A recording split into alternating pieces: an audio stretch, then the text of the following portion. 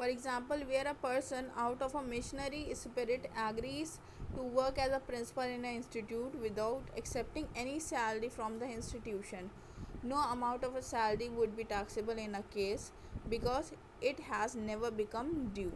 ठीक है, तो कहीं पे भी कोई प्रीस्ट था, कोई पोप था, ठीक है, तो मैम वहाँ पे हाँ बेटा।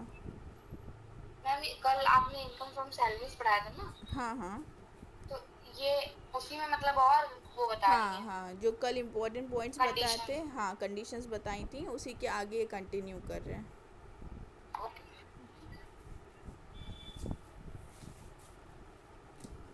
ठीक है, तो यहाँ पे एग्जांपल दे रहे हैं कि कोई प्रीस्ट है, कोई पोप है, कहीं पे वो चर्च में पहले काम करता था, उसके बाद में वो किसी कॉलेज में काम करने चला गया और उसने कहा कि उसके लिए हम वो कोई सैलरी नहीं लेगा। ठीक है, तो कोई सैलरी जब ड्यू ही नहीं हुई है, जब वो ले ही नहीं रहा है, तो उस पर कोई भी तरीके का टैक्स नहीं पड़ेगा। ठीक है, तो इसी को हम कहते हैं application of salary voluntary for going, मतलब वो अपनी इच्छा से जाने दे रहा है उस सैलरी को, कुछ नहीं ले रहा है।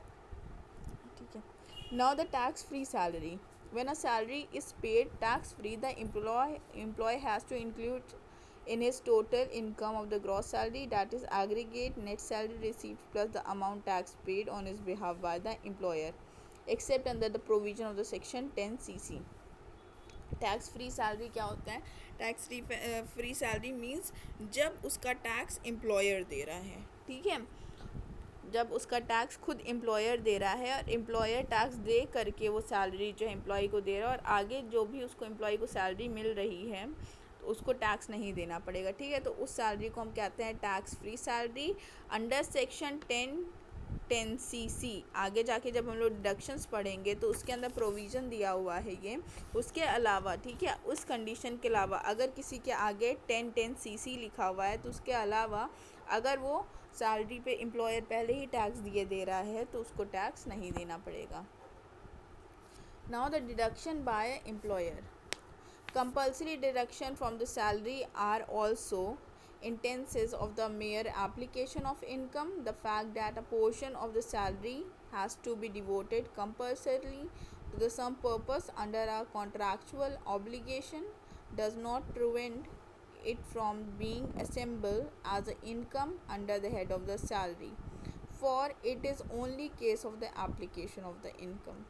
ठीक है, as a deduction by the employer means वो पहले से ही डिडक्ट कर रहा है, मतलब एज अ TDS वो डिडक्ट हो रही है from the salary, then it is said to be deduction by the employer. ठीक है, as a deduction by the employer कहा जाएगा उसको।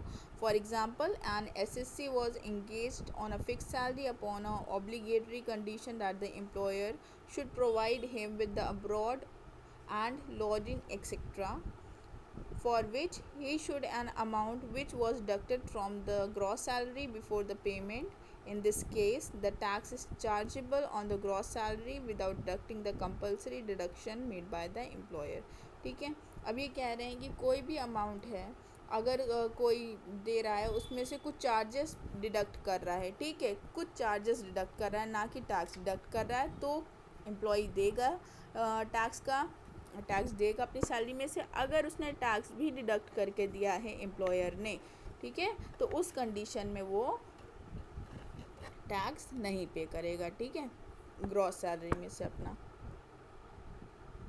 Now the salary of the member of the parliament. Member of parliament की जो salary होती है वो क्या होता है कि it is not chargeable under the head of the salary.